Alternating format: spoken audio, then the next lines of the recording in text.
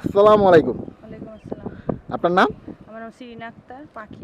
আচ্ছা, তো আপনার এই খামারটির নামটা কি? আমার ভাই বোন দুগ্ধ খামার। ভাই বোন দুগ্ধ খামার। হুম, তো আপনারা দেখতেছি যে গরুগুলোকে মাঠে নিয়ে আসছেন। এইভাবে কি প্রতিদিন মাঠে নিয়ে আসেন নাকি? হ্যাঁ, এটা কিভাবে করেন আমাদের যদি একটু বলতেন। এটা মনে করেন বাসায় পুরাপুরি সকালে ঘাস খেলানো হয়, তারপর পুরাবুসি খাওয়ানো হয় ৩টার পর আর কি। অস্ট্রেলিয়ার গরু তো তার জন্য ৩টার পর মাঠে নিয়ে আসি, ঘাস ঘুষ খাওয়াই। খাওয়ানোর পর তারপর সন্ধ্যার সময় বাসায় নিয়ে তারপর পুরাবুসি খাওয়াই। খাওয়ানোর পর দুধ পানানোর পর তারপর আবার ঘাস দেওয়া হয়। আচ্ছা, তো এই যে এই গরুগুলো তো অস্ট্রেলিয়ান উন্নত জাতের গরু। হুম, তো রোদে তো ওদের একটি সমস্যা হয় না নাকি? সমস্যা হয় যে ৩টা বাজে বাড়ি করি আমি, মনে করেন আমি গোসল করা নিয়ে আসি। গোসল করে তারপরে নিয়ে আসেন। হ্যাঁ, তারপরে ৩টার সময় নিয়ে আসেন। নিয়ে এসে তারপর আবার নিয়ে যান কয়টায়?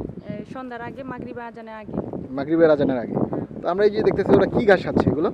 এটি দুবলা নানান জাতীয় গাছ খাচ্ছে। নানান জাতীয় ঘাস খাচ্ছে এই জায়গায় নাকি? তো এই জায়গায় একবারে ন্যাচারাল পর্যায়ে যেসব ঘাসগুলো হয়েছে সেগুলোই খাওয়াচ্ছেন আপনারা নাকি? হুম, আচ্ছা, তো আপা এই যে আপনারা কি প্রথমে কয়টা গরু দিয়ে শুরু করলেন আপনার জীবনে? আমি প্রথম একটা গরু দিয়ে শুরু করছিলাম। একটা গরু দিয়ে। কত বছর আগে? এই প্রায় 18 বছর আগে। 18 বছর আগে একটা গরু দিয়ে শুরু করলেন নাকি? আচ্ছা, এই পর্যন্ত আপনি কতগুলো গরু উৎপন্ন করছেন বা বিক্রি করেছেন? উৎপন্ন করছি তো অনেকই, মানে আর গইনা তারা কিনে গিয়ে অনেকই মনে করেন অনেকই। হিসাবে। আচ্ছা, তো এখন বর্তমানে আপনাদের খামারে সর্বমোট কতগুলো গরু আছে? সার গরু নিয়ে হ্যাঁ।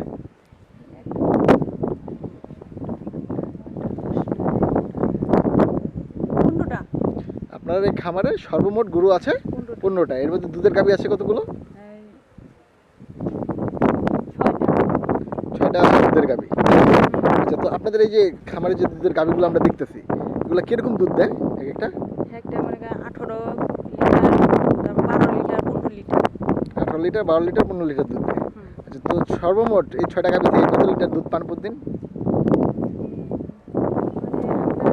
এরকম হিসাব রাখেন না না নাকি? হিসাব রাখি না, এটা ভাইয়ের আব্বু কাছে রাখে। আছে। হ্যাঁ, আচ্ছা, তো আপনাদের এই পার ডে খরচটা কিরকম এরকম কিছু জানা আছে?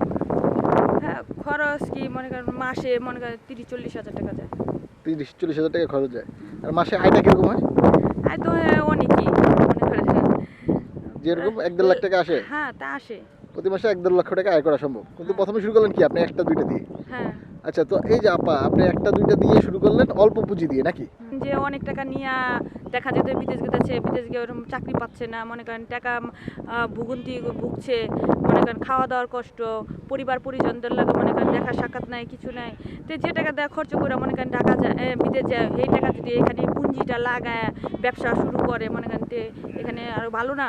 মনে করেন পরিবার পরিজন সবার লাগে দেখা সাক্ষাৎ হইলো, একসাথে থাকলো মনে করেন। আচ্ছা, তো আপা আপনাদের এই যে গরুগুলো আমরা যে দেখতেছি একবারে ন্যাচারাল ভাবে এই জায়গায় যে এনে রেখেছেন, তখন কি করেন, রক্ষণাবেক্ষণ কিভাবে করেন?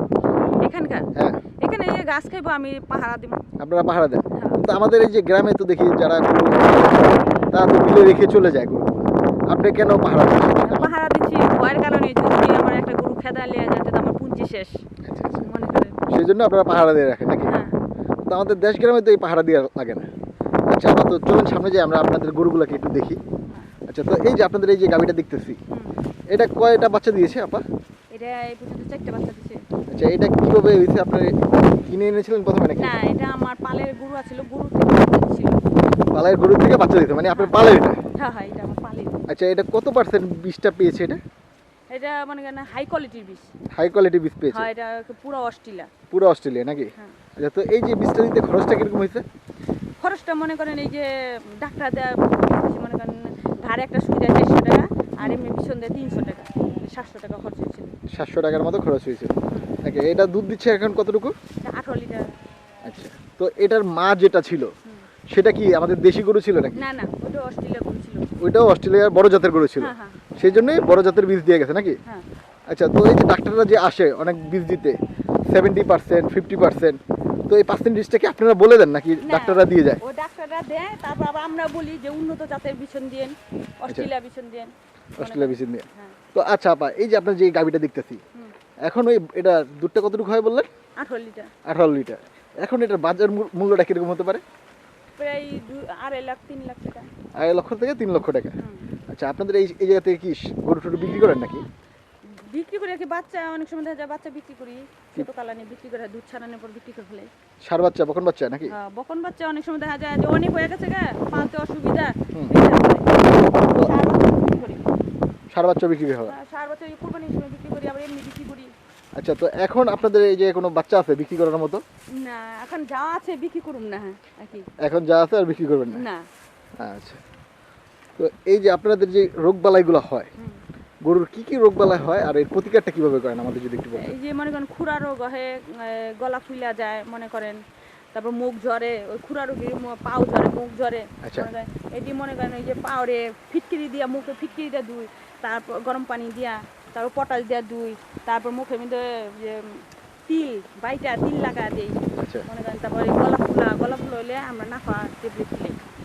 আচ্ছা, গলা ফুলে হলে আপনার নাপা ট্যাবলেট খেলেন নাকি? নাফা খেলাম। আবার অ্যানথাকোস হলে ওটা সুই মারি ডাক্তার দিয়া। ডাক্তারদের সুই মারেন নাকি? আগে কি ট্রিটমেন্ট নিয়ে রাখেন না আপনারা? না, আগে ট্রিটমেন্ট নেই না। মনে করেন কোন একটা দেখা গেল যে অসুখ হইলো, দেখা গেল ঠান্ডা লাগছে, জ্বর হয়েছে, আমরা ওই সময় মনে করেন ট্রিটমেন্ট করি। আচ্ছা, তো আপনাদের এই যে গরুটা দেখতেছি এটাও কি আপনাদের পালেন নাকি? না, এটা আমি পাবনার থেকে কিনে আনছি। এটা আপনি পাবনা থেকে কিনে এনেছিলেন? হ্যাঁ, তো এটা কত দাম দিয়ে কিনে আনা হয়েছিল? 1,30,000। এটা তখন কি বাচ্চা ছিল, বাচ্চা সহ নাকি? বাচ্চা আছে, হ্যাঁ বাচ্চা ছিল। তখন বাচ্চা সহ 1,30,000 দিয়ে কিনে এনেছেন। হ্যাঁ, এটা কত বছর আগে আপু? এই যে প্রায় 6-7 মাস। 6 থেকে 7 মাস। আচ্ছা, তো এটা কয়বার বাচ্চা দিছে এই পর্যন্ত? না, আমি বাচ্চা সহকারে কিনে আনছি, কিন্তু বাচ্চা দেয়নি, কিন্তু গাবি। গাবি? হ্যাঁ। আচ্ছা, এখনো বাচ্চা দেয় নাই, গাবি। গাবি। তো এটা দুধটা কতটুকু হয় এখন? দুধটা এখন তো কইমা গেছে গা, প্রথম যে সময় আনছি ওই সময় 11 লিটার পেয়েছি। 11 লিটার। এটা কি দুই বেলা না এক বেলা? দুই বেলা। দুই বেলা 11 লিটার পাচ্ছেন। আর এখন কত পাচ্ছেন? এখন মনে করেন দুই বেলা 6-7। 6-7। আচ্ছা, তো এই যে আপনাদের পরে এই গরুটা দেখছি, এই গরুটা তো চমৎকার গরু একটি। এটা কোন জাতের? এটা অস্ট্রেলিয়া, এটা হলো মুন্নি গরু। মুন্নি গরু। আচ্ছা, তো এটা দুধটা কতটুকু হয়? এটা দুই বেলা 12 লিটার। 12 লিটার দুধ হয় নাকি? এটা কিভাবে সংগ্রহ করছিলেন এই গরুটা? এটা আমি আব্দুল্লাহপুরে খামারাতে কিনে আনছি। কত পড়ছিল দাম? দাম পড়ছিল 1 লাখ টাকা। 1 লক্ষ টাকা। তারপরে এই যে গরুটা গেল আমরা দেখলাম, এটা কোন জাতের গরু? এটা আমার পালের গরু। এটা আপনার পালের? হ্যাঁ। এটাও তো একটা উন্নত জাতের বীজ দেখতেছি আমরা। হুম, হুম। এটা কি বকন বাচ্চা নাকি? হ্যাঁ, বকন বাচ্চা। এখনো কি গাভিন হয় নাই? গাভিন হয়েছে, বাচ্চা আছে পেটে। পেটে বাচ্চা আছে? 7 মাস। 7 মাস চলতেছে নাকি? হুম। আচ্ছা, তো এটা দুধটা কেমন পাবেন আশা করতেছেন? আশা করতেছি ওর মায় তো 10 লিটার দিছে একটা নেই। আচ্ছা, মানে একটা আশা তো করি এটা 7-8 লিটারের নিচে দিব না। 7-8 লিটার নিচে দিবেন নাকি? হুম। কিন্তু এই যে জাতের গরুটা, হুম। এটা 14 থেকে 15 লিটার দুধ দেয়। হ্যাঁ, হ্যাঁ। আর পার্সেন্টেজটা তো অনেক ভালো পার্সেন্টেজ পেয়েছে। হুম। তো এই যে ওর ওই রানে দেখতেছি আমরা একটা ঘাড়ের মতো হয়েছে, হ্যাঁ। এটার এটা কারণটা কি? মুরগির গু লাগে হয়েছে মনে করেন। মুরগির গোবরটা লেগে হয়েছে? হ্যাঁ, হ্যাঁ, হ্যাঁ। তার মানে খামারে এই যে মুরগি টুরগি মুরগি থেকে আমি পালি। একটু সাবধানে রাখতে হবে নাকি? হ্যাঁ, হ্যাঁ।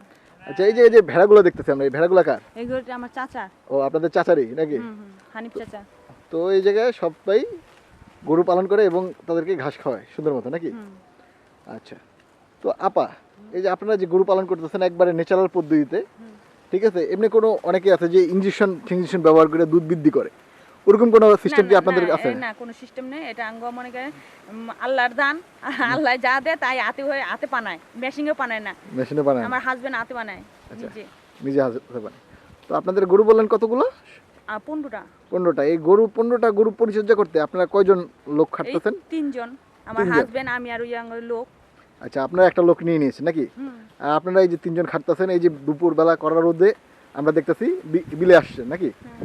এবং সারাদিন গরুগুলাকে কিভাবে পরিচর্যা করেন আমাদের যদি একটু বলতেন। সারাদিন কি ওই সকালে লোক আছে, খাবার দিব, খাবার দেওয়ানোর পর তারপর গোসল করাইবো, গোসল করানোর পর ঘাস দিব, দুধ পানাইবো মনে করেন। তারপর আবার দুপুরে ওই যে মাছের লেগে এখন ধুমা দেই মনে করেন, ফ্যান তো চলতেই থাকে মনে করেন। আর যে 3টা বাজে আবার গোসল করে আবার নিয়ে আসি, আবার বিকালে নিয়ে কুড়া বসি খিলানোর পর দুধ পানানোর পর আবার ঘাস দিব। আচ্ছা, তো এক একটা গরুকে কুড়া ভুসিটা কি পরিমাণে দেন? গরুর মাপ আছে।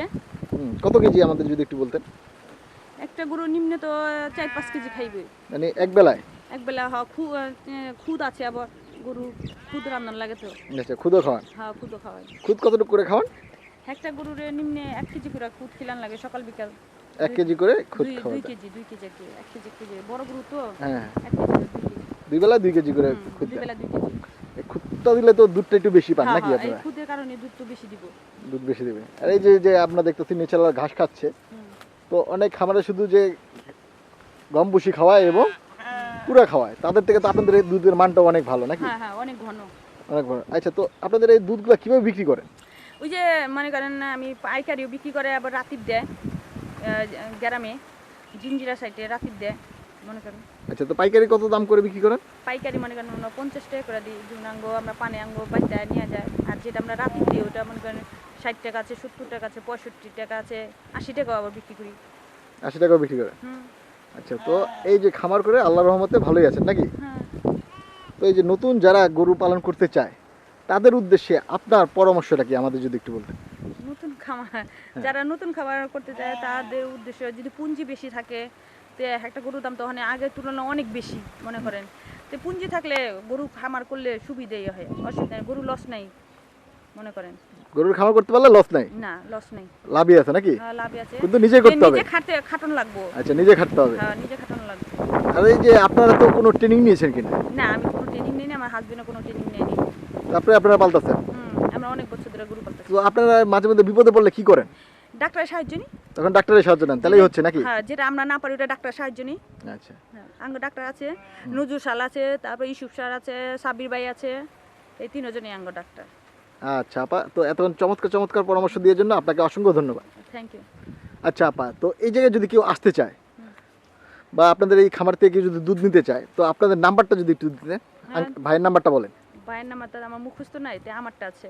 আর এই জায়গায় যদি কেউ ঘুরতে আসতে চায়, এই জায়গার ঠিকানাটা যদি একটু বলে দিতেন। এই জায়গা মনে করেন ক্যানিগঞ্জ, আতাসুর, ঢাকা। তো এই কেরানীগঞ্জ এই জায়গায় তো আতাশুরি এসে তারপরে কি বলবে, কার বাসে যাব?